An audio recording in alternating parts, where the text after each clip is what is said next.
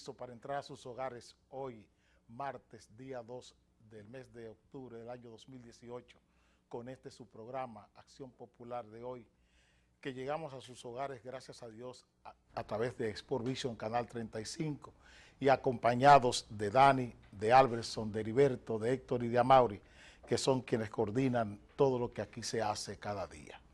Señores, tenemos que celebrar la gran vida de Charles Aznavour.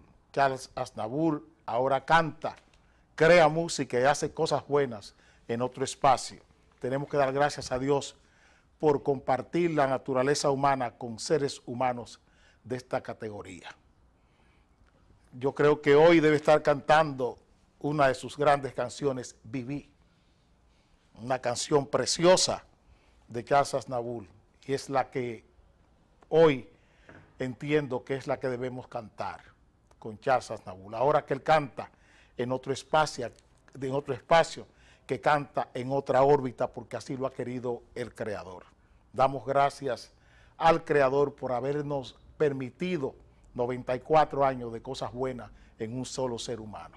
1.400 canciones, 800 canciones compuestas por él.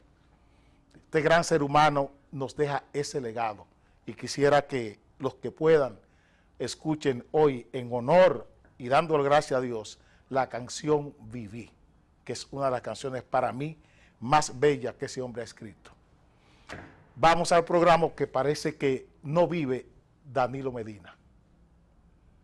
Quien no vive es Danilo Medina. Ayer decíamos que este es un gobierno en caída libre. Hoy la encuesta Gallup casi usa los mismos términos que usamos ayer. 47.8 aprueba gestión Danilo Medina. Eso es cocina. Cuando ustedes ven esos números, son resultados de ajustes, o sea, la cocina de la encuestadora. Es la cocina que hace todos los cálculos matemáticos, todos los arreglos matemáticos para llevar al presidente a esa cifra. Esa cifra no es la real. Esa cifra en la realidad monta un 41-42% cuando se hacen los cálculos matemáticos reales. Eso es 41-42, no más de ahí. Esos 7 y tantos por ciento de más, eso es cocina de la encuestadora. 47.8 aprueba gestión de Danilo Medina. La aprobación va en declive. No es la aprobación, tampoco es Danilo Medina. Es la hegemonía de poder político y social la que está en declive. Ese resultado, esta encuesta, este estudio, ese resultado de la gestión de 14 años, de 20 años, de una hegemonía de poder político y social que se ha apropiado de los poderes del Estado dominicano. Es contra eso. Es contra eso. Que llega a su clímax, a su máxima expresión, con Danilo Medina, claro está, porque él es quien conduce. Pero esta es la realidad que vive el país hoy. Una repugnancia generalizada de todo este estado de cosas. ¿Por qué no es la normalidad lo que pasa en la ONSA, por ejemplo? Y estoy hablando de la ONSA, como hablo de Infotep. ¿Por qué no es la normalidad en el sistema de educación, en el sistema de enseñanza, en el sistema de salud, en el sistema vial del país, en lo que es tránsito, tráfico, transporte, en la comercialización de los combustibles? ¿Por qué no es la normalidad este tipo de milagros, si se puede llamar así, dentro de todo un estercolero que rodea a Danilo Medina?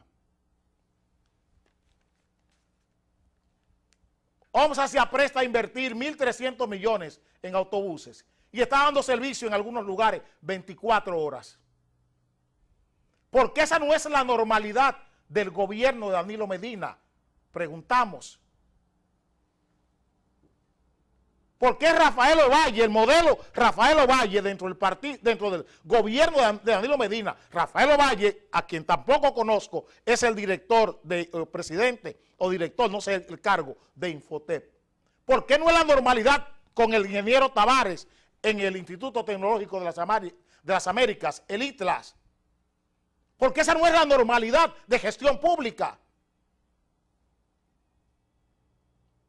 ¿Por qué la normalidad no es este señor, cómo que se llama, el de Héctor Mojica? ¿Por qué no es la normalidad lo que pasa en la ONSA? ¿Por qué no es la normalidad lo que pasa en el Instituto Tecnológico de las Américas con el ingeniero Tavares? ¿Por qué no es la normalidad del gobierno de Danilo Medina lo que hace Rafael Ovalle en el Infotep? Un funcionario que no hace propaganda, igual que el de la OMSA o el ITLA, que no están gastando 10.000 millones de pesos del Estado Dominicano cada año para mentirle al país. ¿Por qué esa no es la normalidad? ¿Por qué la normalidad tiene que ser cosas como estas? Aquí lo tienen. Esta es la normalidad. Los abusos, los despropósitos, los mochilazos. Ahora tenemos el mochilazo de Gonzalo Castillo en los Tres Ojos y del señor alcalde de Santo Domingo Este, el señor Alfredo Martínez, que ni él mismo conoce su nombre, es capaz de decir su nombre,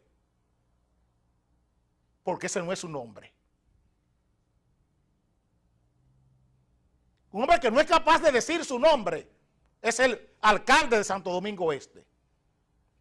Y este despropósito de Gonzalo Castillo es lo que es la normalidad en el gobierno de Danilo Medina, la fuerza. Los promotores de la terminal de los Tres Ojos, sin estudio ambiental,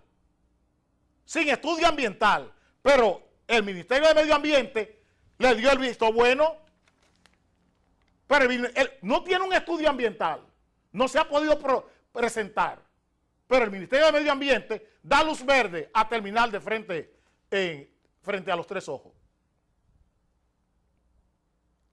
¿Pero quién es que lo quiere? ¿Gonzalo Castillo? Es Gonzalo Castillo, el mismo hombre que hace en este país lo que le venga en ganas. El mismo hombre que es capaz de frenar un embargo con una sentencia de la Suprema Corte de Justicia, con la guardia que él dirige. Porque él tiene guardia a su servicio. Él tiene un fortín de guardia. Él tiene una compañía de guardias. Porque él es el otro ministro de las Fuerzas Armadas. El gemelo adversario de Paulino Sem. Él es ministro de Obras Públicas y ministro de las Fuerzas Armadas. Y nombra a un jefe del ejército. Nombra a un jefe del ejército, un súbdito de él, para que atropelle. Hemos mostrado aquí el video de Bisanet. Lo hemos mostrado. Cómo militares al servicio de Gonzalo Castillo frenan la acción pública en un embargo. Ahí está. Ahí está. Guardias de Gonzalo Castillo impidiendo un embargo con una sentencia de la Suprema Corte de Justicia. ¿Entienden por qué el gobierno está en caída libre? Porque no hay autoridad aquí. La autoridad se ejerce según el capricho de un funcionario. Es que se ejerce la autoridad. Esos son los guardias de Gonzalo Castillo. Por eso ustedes ven que el IDOSA es una empresa multimillonaria. Las empresas de aeronavegación de Gonzalo Castillo han crecido como la verdolaga, abusando de los cargos que ocupa en el poder. De los cargos que tiene en el poder. Tiene el ejército, tiene 80 cosas en el gobierno. Tiene medio gobierno dependiendo de él. En el reparto que ha hecho Danilo Medina del poder. Porque la normalidad aquí no es la decencia, es la indecencia de Gonzalo Castillo, la indecencia de José Ramón Peralta. Esa es la normalidad. La indecencia de Yomaira Medina. Eso es lo que es normal. La indecencia de Andrés Navarro. La indecencia de Pimentel Carech, de Idelmi Florencio y de José Florencio. Esa es la normalidad. La indecencia del señor Pagán, hoy en la OISOE. Negociando apartamentos por contratos. Negociando apartamentos por contratos en Arco Paradise. La torre de Zobeida Félix. Eso es lo que es normal aquí. ¿Sorprende el declive? ¿Sorprende la caída libre? No. ¿Qué dice Antonio Siriaco, el decano de la Facultad de Economía de la UAS? Abajo, Dani.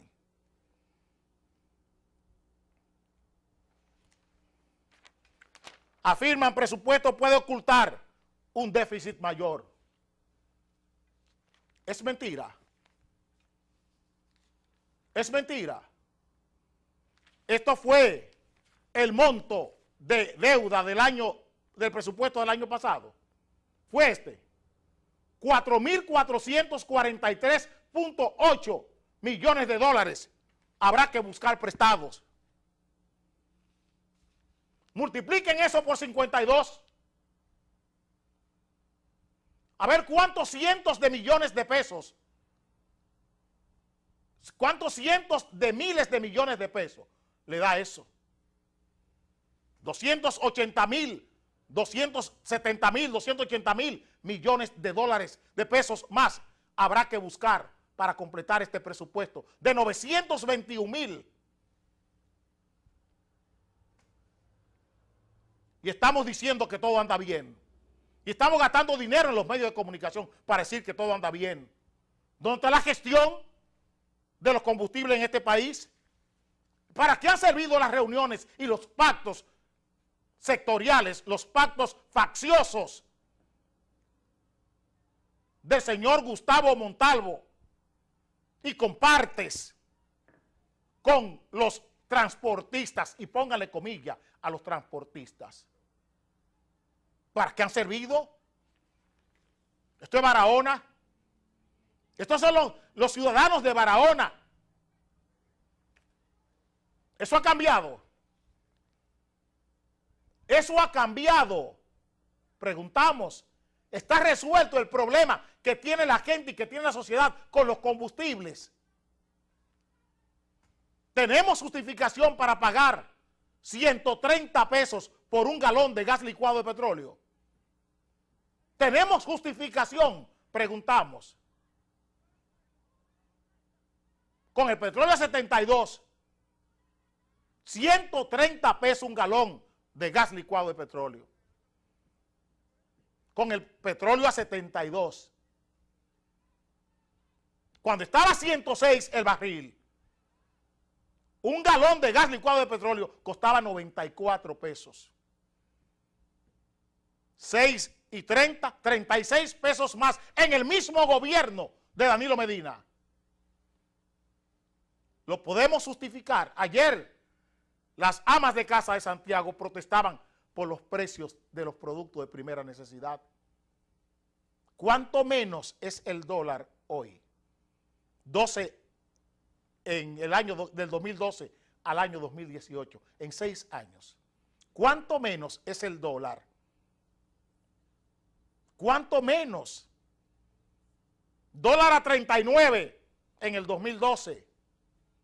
Dólar a 52 por 1 en el 2018.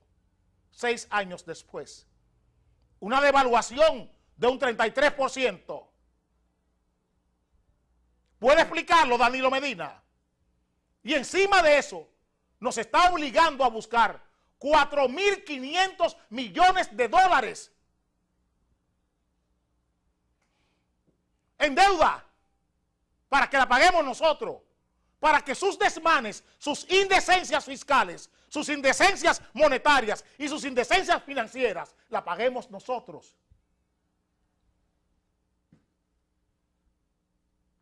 todas sus indecencias, la paguemos nosotros, los dominicanos. Y de eso no se habla en el país. De eso no se habla. Solo conocemos los abusos. Y cuando salen amas de casa en pintura, lo que manda para 14, 15, 25 mujeres protestando porque sienten hambre, lo que hace el ministro de Defensa y el jefe de la policía es mandar un contingente de 300 militares y guardias para 25 mujeres. Estos indecentes que usan desproporcionalmente la fuerza para aplastar a 25 mujeres, 2 camiones de militares y policías a contener la posibilidad de un golpe de Estado en pintura, mujeres con caldero y ollas y cucharas golpeando, diciendo que sienten hambre. Y la respuesta de este Estado indecente es generales indecentes en la policía, generales indecentes en las Fuerzas Armadas, mandando a callar a gente que siente hambre. No hay solución. La solución es una patada o un culatazo. Esa es la solución. En un Estado democrático, con un presidente popular. ¿Por qué tanto miedo, Danilo Medina? ¿Por qué tanto miedo, Nayaldrín Bautista Almonte? Es que ustedes son cómplices de todo lo que ha pasado aquí. Ustedes son parte de este desastre. Por eso se premian y se le colocan esos cargos. Ustedes están defendiendo su viabilidad, es lo que ustedes están defendiendo. Cuando ven esas mujeres, sienten miedo, porque no quieren oír que se le diga a este país lo que ustedes están haciendo, cómo se están enriqueciendo con los cuartos de la policía y con los cuartos de las Fuerzas Armadas. Eso es lo que ustedes no quieren que se sepa y no quieren que cambie. Vengo ahora.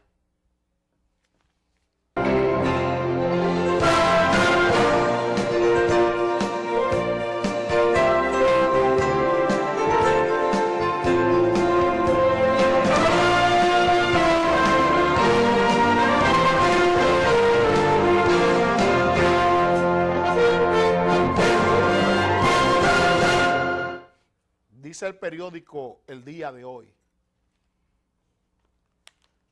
que el Consejo de la Magistratura inicia hoy evaluación de jueces.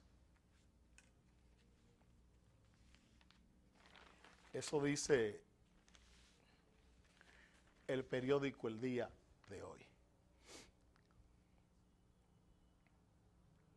Lo que más se parece a una sátira es ese titular.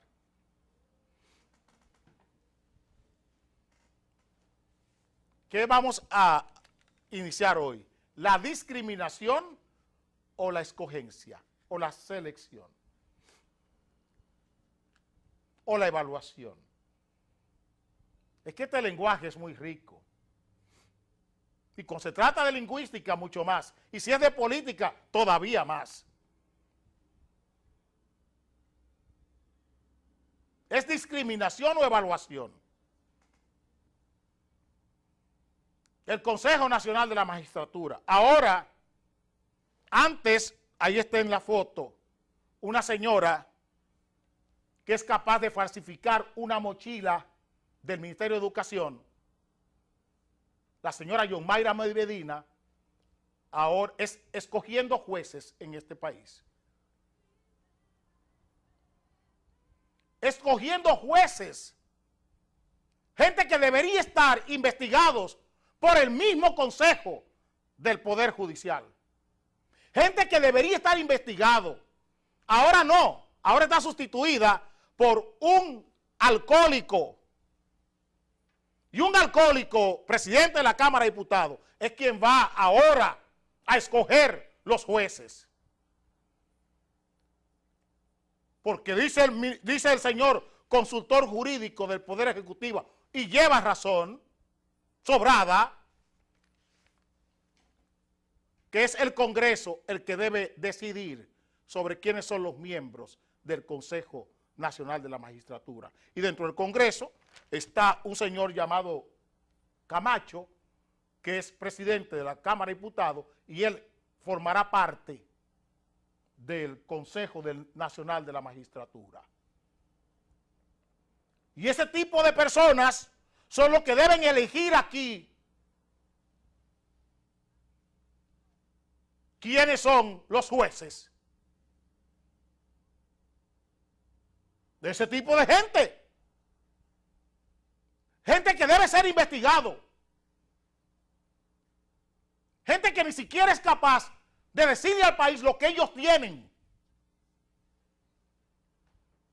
Porque a sus amigos, a sus compañeros de partido, no le pueden decir, ni mirar a la cara, para decir a esa gente su capital. Y esa gente es la que ha de escoger los servicios judiciales de este país. Gente con estas condiciones. Un Reinaldo Pared que debería estar, estamos mostrando aquí en los medios de comunicación, en los informativos, 7 personas acusados por el caso de Brecht. Y uno de esos asientos, uno de esos banquillos, debería estar él sentado ahí. En uno de esos banquillos, Reinaldo Pared Pérez, pero está escogiendo jueces para juzgar a cabilderos como Ángel Rondón, cuando él también es un cabildero. Un cabildero está en el Consejo Nacional de la Magistratura.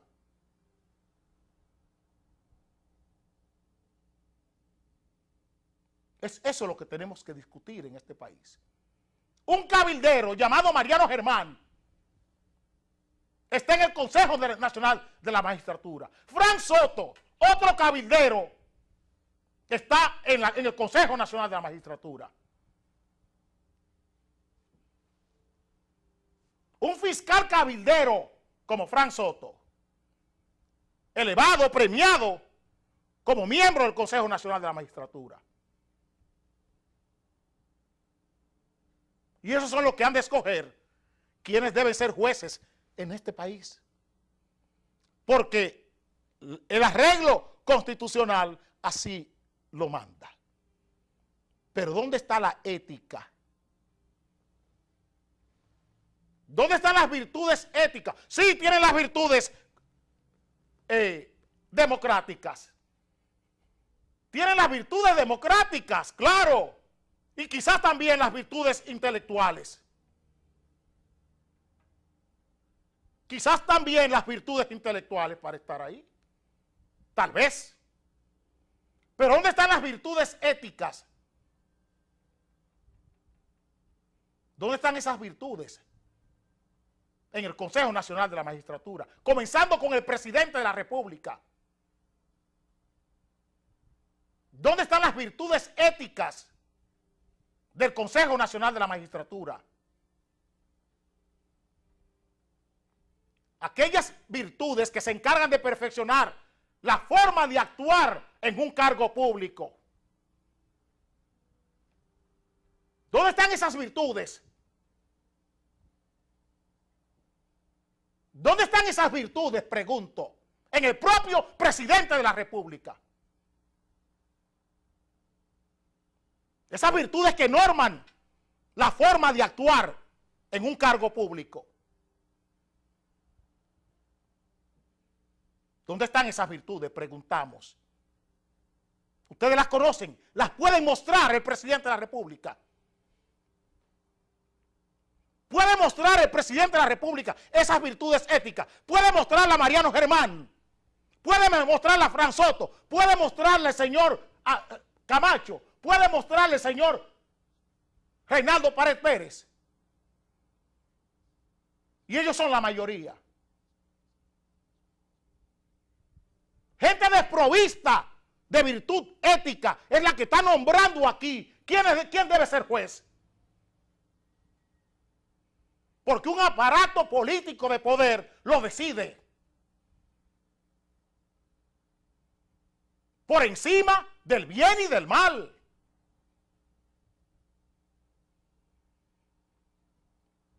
Por eso estamos donde estamos hoy. Aquí está el CONEP apelando a jueces de carrera.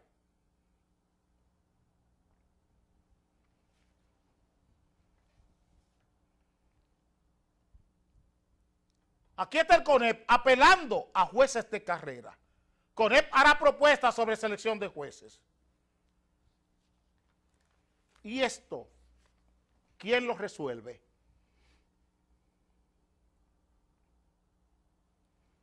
¿Qué tiene que decir el Consejo Nacional de la Magistratura, el Consejo Nacional del Ministerio Público y el Consejo del Poder Judicial sobre este reventón que tienen las cárceles dominicanas?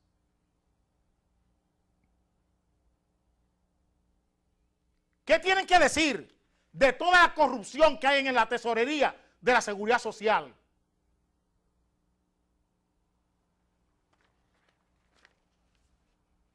Tesorería de la Seguridad Social solo tiene registrado 83.617 empleados activos. Toda la corrupción de los inspectores y de funcionarios de la Tesorería de la Seguridad Social, que tienen al grito a empresas, a pequeñas, medianas y microempresas, cobrando sobornos para evadir la fiscalización y la financiación de la Seguridad Social. Esa corrupción, ¿quién la investiga?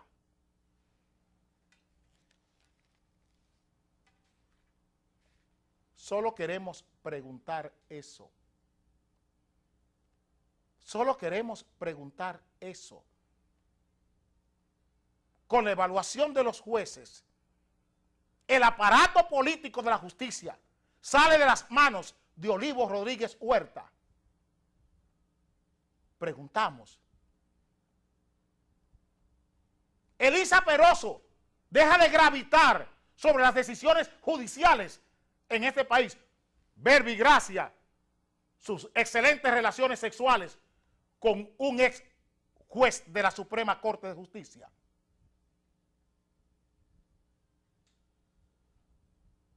Preguntamos.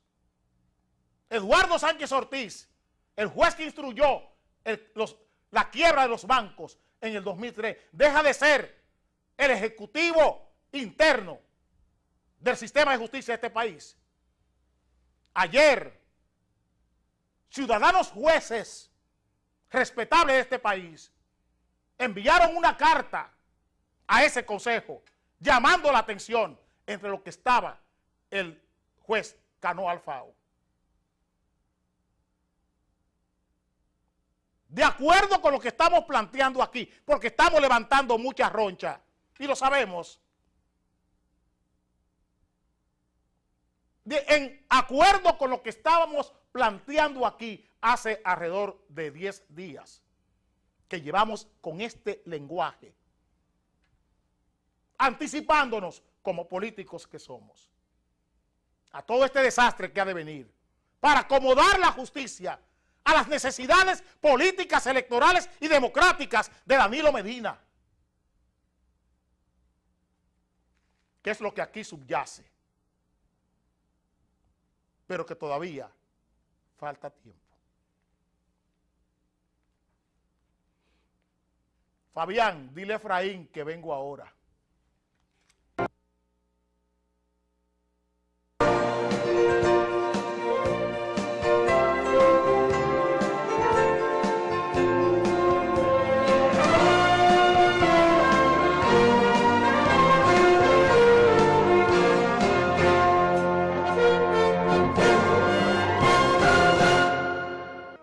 Es que el sol va saliendo y hay que enhestar la bandera, pues cada matiz encierra lo que hicieron los mayores, por el bien de los honores y el rescate de la tierra. Patria desventurada, que anatema cayó sobre tu frente, levanta ya de tu indolencia extrema, la hora sonó de redención suprema, y ay si desmaya en la lid presente. Lucha, insiste, tus títulos reclama, que el fuego de tu zona preste a tu genio su potente llama, y entre el aplauso que te dé la fama, vuelve a ceñirte la triunfal corona. Presente en armas, ya ondea el pabellón y se encumbra bajo el sol que deslumbra y el clarín que clamorea. ¡Qué linda en el tope estás, dominicana bandera! ¿Quién te viera? ¿Quién te viera? Más arriba, mucho más.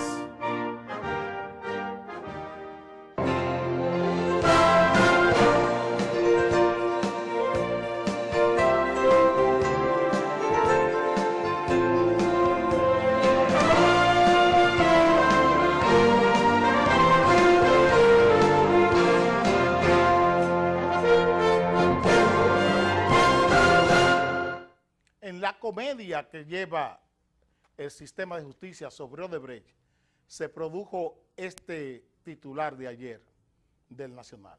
Piden expertos analicen pruebas de caso Odebrecht. Eso no será posible, porque es que el guión ya está montado. Ustedes saben lo que significa analizar las pruebas de Odebrecht por expertos, y si en caso se piden expertos internacionales para que analicen las pruebas de Odebrecht, ¿qué pasaría? ¿Ustedes creen que estaría Conrado Pitaluga, que es quien está pidiendo esto? ¿Estaría solo Conrado Pitaluga en el banquillo de los acusados o de los investigados por el caso de Odebrecht? El único banco tiene que ver con Conrado Pitaluga. ¿Ustedes creen que sería Conrado Pitaluga la única persona investigada sobre el caso de Odebrecht? Señores, 3 o 4 bancos grandes de este país tendrían que estar sentados allá. 3 o 4 bancos y más de 18 empresas grandes de este país tenían que estar sentados ahí junto con ellos por el caso de Odebrecht, igual que como pasó en Perú. 18 empresas, sus ejecutivos están en las cárceles de Perú. En Perú, pero aquí no. 18 empresas, dentro de ellas 2 bancos, están presos en Perú por 39 milloncitos de dólares de soborno en Perú. Aquí son 92. Y aquí no hay un banco investigado, Conrado Pitaluga. Aquí no hay un banco investigado por todo este movimiento de dinero, desde aquí para el mundo entero, desde aquí para 3 continentes, porque aquí era que estaba la oficina de soborno de todo al que sobornaba la empresa Odebrecht. Era aquí que lo hacía. Era aquí en República Dominicana. Y no hay un banco investigado. ¿Y ustedes quieren que analicen la prueba? Jamás. ¿Cuál es la realidad? Ayer yo veía a Jaime Ariztía Escuder y sentía pena por su mamá y por su papá. Sentía pena, lástima por su papá y por su mamá. Por el papá y la mamá de Jaime Ariztía Escuder sentía lástima y pena. 2 personas honorables, serias, honestas, que han trabajado toda su vida por el bien, farmacéuticos. Y ver a un señor como Jaime Ariztía Escuder, por eso les digo a ustedes todos los días, que no es un problema de donde tú vienes, es qué tú haces cuando Dios te da el don, qué tú haces con ese don. Es lo que tú haces con el bien que Dios te da. No es por de donde tú vienes, ni los sacrificios que hayan hecho tus padres y tu madre para levantarte. Es que tú haces con ese bien cuando el éxito te toca. Cuando te toca servir.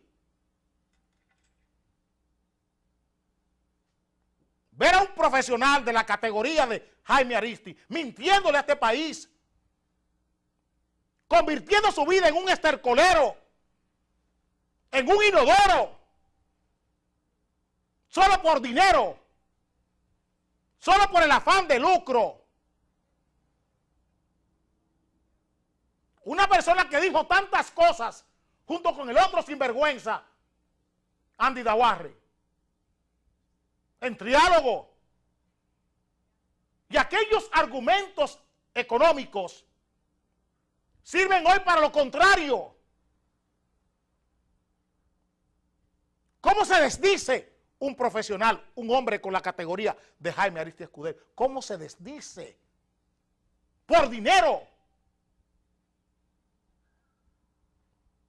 ¿Cómo repta? ¿Cómo se convierte en un reptil? Defendiendo lo indefendible, justificando lo injustificable en este país, donde él ha dicho tantas cosas creíbles y que hoy esas mismas cosas que él tenía como creíbles, ahora son no creíbles. Todo por dinero, sin necesidad. Sin necesidad.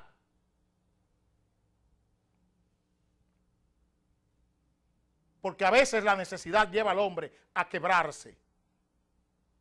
A veces la necesidad lleva al hombre a quebrarse. La necesidad y el poco entendimiento de la vida lleva al hombre a quebrarse. Yo soy un ejemplo vivo de eso. De todas las necesidades del mundo, pero yo tengo otra visión del mundo. Y no me he quebrado todavía, gracias a Dios y a mucha gente que en este país ha impedido que yo me quiebre en 17, 18 años.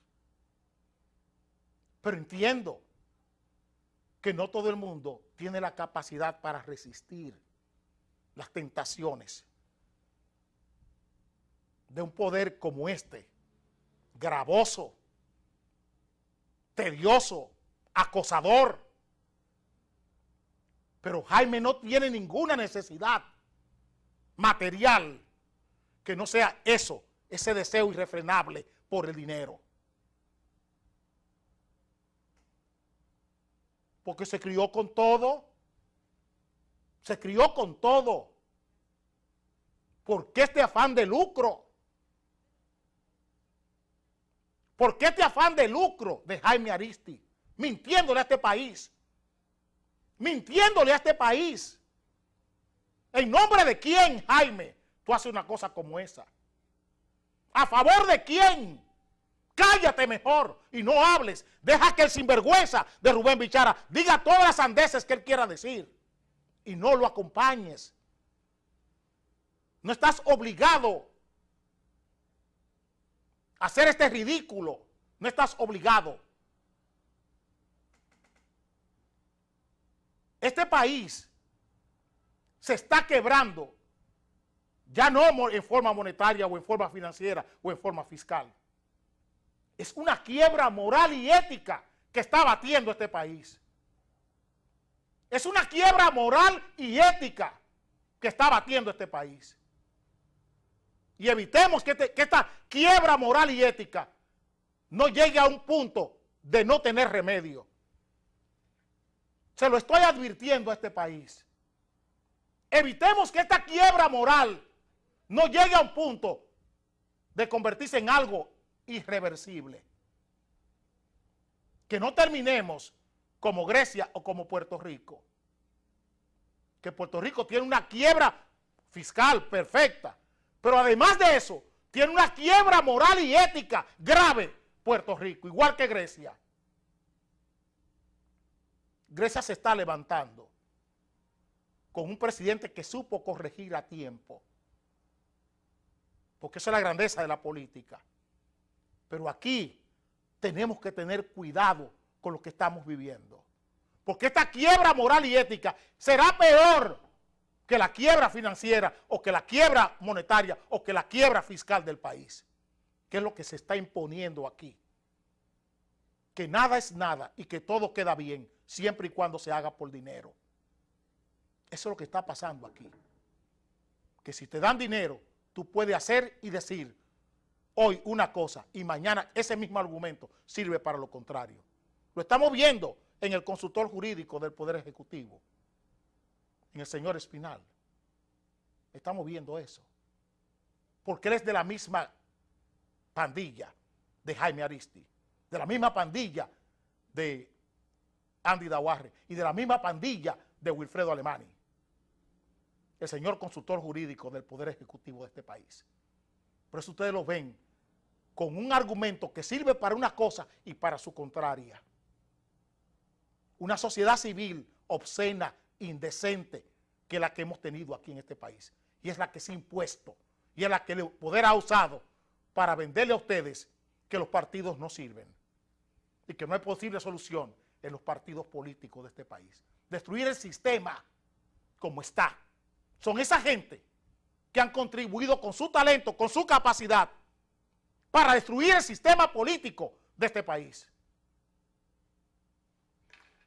Vengo ahora.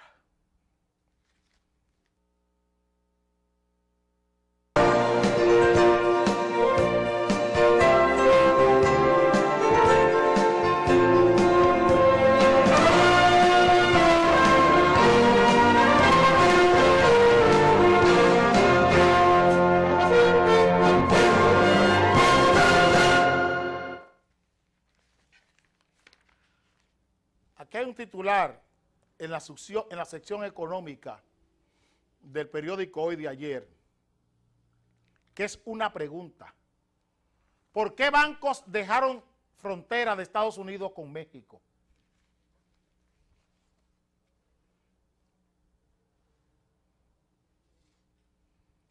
¿Ustedes saben por qué los bancos internacionales salieron de la frontera de Estados Unidos con México? Por la violencia, el crimen y la delincuencia organizada. Porque en la frontera de Estados Unidos con México, las bandas, las pandillas, los carteles de la droga, de las armas, del tráfico de armas, se apropiaron de las empresas financieras de la frontera entre México y los Estados Unidos. Por eso los bancos dejaron de actuar y de funcionar, de ejercer en la frontera con México, con Estados Unidos. Es distinto a lo que estamos viviendo en México con Estados Unidos a lo que estamos viviendo con la República Dominicana. Preguntamos, mafias mexicanas, mafias colombianas, mafias venezolanas y mafias brasileñas se han apropiado en República Dominicana de empresas y de bancos también. Oigan bien lo que estoy diciendo. Mafias, carteles venezolanos, mexicanos, colombianos y brasileños han capturado empresas financieras, empresas de seguro, empresas industriales, han sido capturadas por mafias, por carteles internacionales de la delincuencia, la violencia y la criminalidad organizada internacional en República Dominicana. Ahora tenemos el riesgo de mafias chinas instaladas también en empresas dominicanas. Lo estamos advirtiendo hace tiempo. Hace tiempo que estamos llamando la atención. La banca internacional salió de la frontera con México por el lavado de activos de los carteles que trafican armas, drogas y dinero. Salió la banca de la frontera con México y Estados Unidos. Nosotros nos hemos convertido en un paraíso para estas mafias. En eso nos hemos convertido. En un santuario de mafias venezolanas, de mafias brasileñas.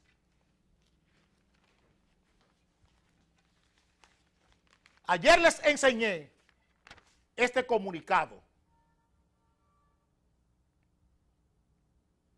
Amenaza de monopolio en el sector de las varillas. Ese comunicado que salió ayer en todos los periódicos del país tiene que ver con este comentario que estoy haciendo hoy. Tiene que ver con este comentario que estoy haciendo hoy. La señora Circe Almanzar llamaba la atención a la Dirección General de Impuestos Internos y a la Dirección General de Aduanas con relación a estas cosas. Propone las recaudaciones se enfoquen en los que no pagan. ¿Qué está diciendo Circe Almanzar? Que aquí la gente decente son los que están siendo perseguidos por aduanas y por la Dirección General de Impuestos Internos. Ayer, las empresas de embarque, las empresas de shipping, las mudanceras de Nueva York, de los Estados Unidos, se pronunciaron contra la Dirección General de Aduanas y contra la Dirección General de Impuestos Internos por los abusos de aduanas en los muelles de este país y en los aeropuertos de este país, donde mercancías ya verificadas, ¿qué hace aduana? Después de estar verificadas, las manda a volver a verificar, a hacer una reverificación con mercancías ya verificadas, por antojo, por capricho. Y el problema aquí no es quebrar las empresas decentes, es quebrar las empresas indecentes. Pero ¿qué es lo que tenemos? Encargados de las agencias supervisoras, las agencias de control, al servicio de estas mafias. ¿A quién le sirve aduanas? A las mafias. ¿A quién le sirve la Dirección General de Impuestos Internos? A las mafias. ¿A quién le sirve la Superintendencia de Seguro? A las mafias. ¿A quién le sirve la Superintendencia de Banco? A las mafias. No a los empresarios, no a las empresas financieras serias. No, es destruir, quebrar las empresas serias para que reinen las empresas indecentes. Eso es lo que se ha montado aquí. Vengo ahora.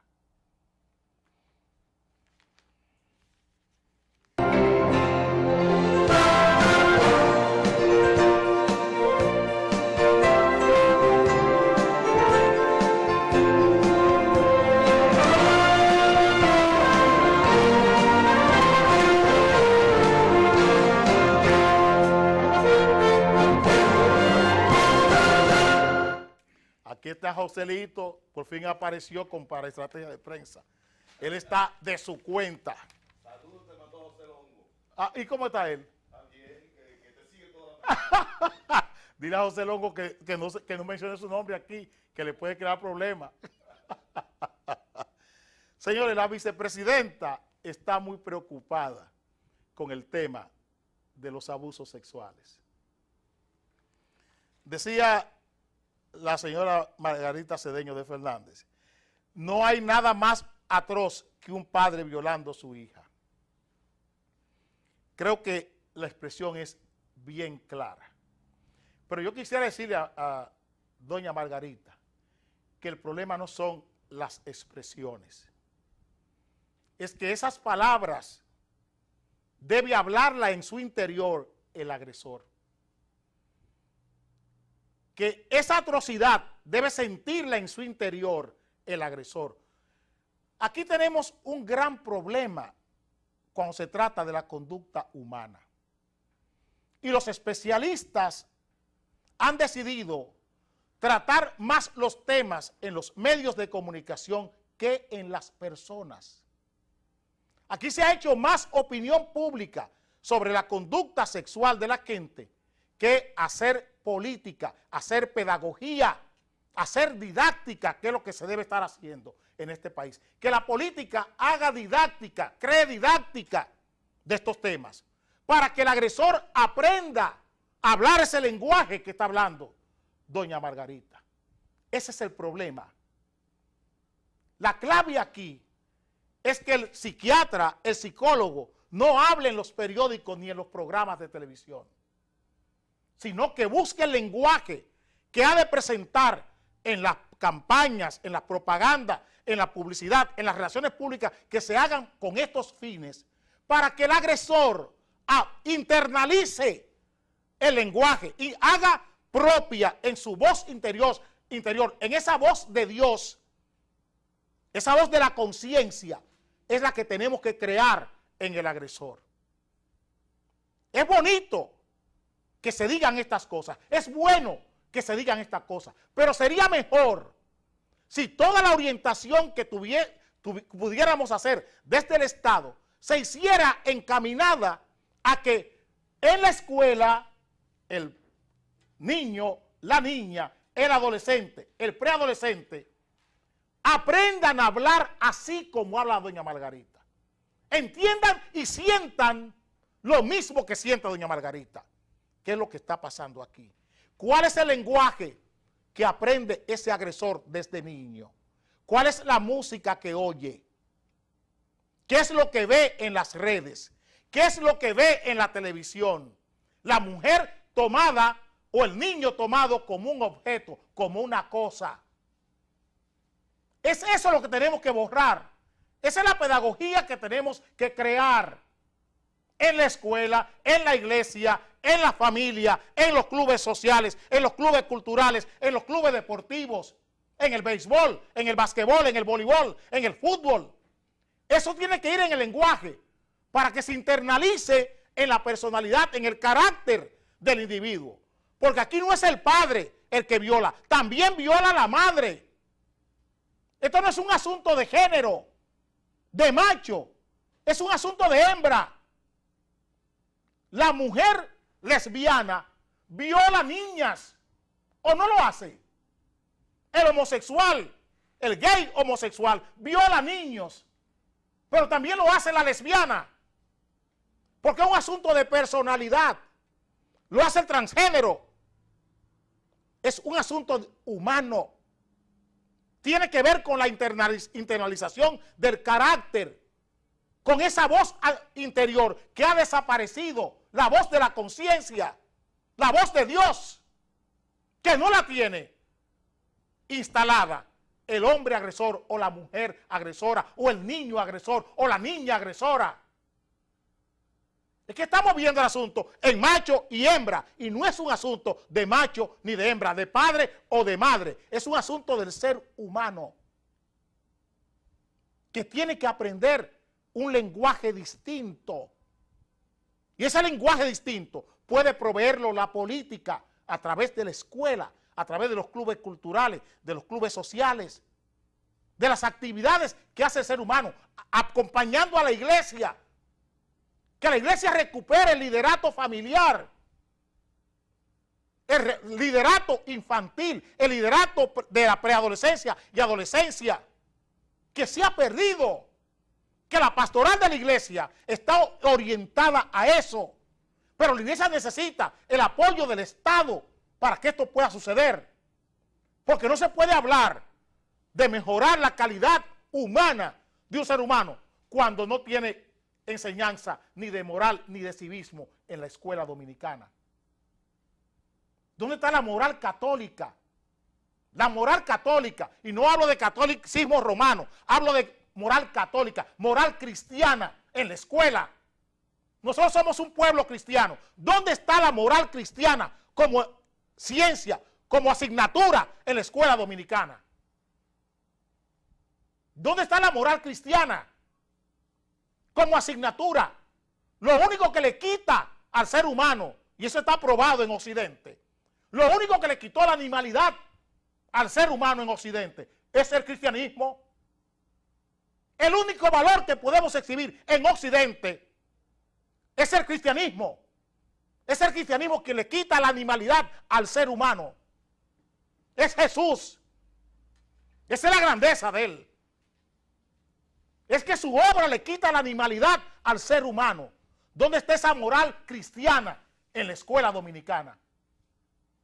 Esa que forma, esa que construye esa voz de Dios, esa voz de la conciencia, que le dice al hombre, estoy actuando mal o estoy actuando bien. Ese freno que necesita esa bestia que se llama ser humano. Ese freno lo colocó Jesús con su milagro de hace 2000 y tantos años. Y eso no puede desaparecer de la escuela, como se ha hecho. Ese es el gran fugitivo en la escuela dominicana hoy, Jesús. Les dejo a ustedes con Pablo, José Rodríguez, Joselito y Estrategia de Prensa en Televisión. Veo que llegó aquí Cuevita también para acompañarlo. Nos veremos mañana.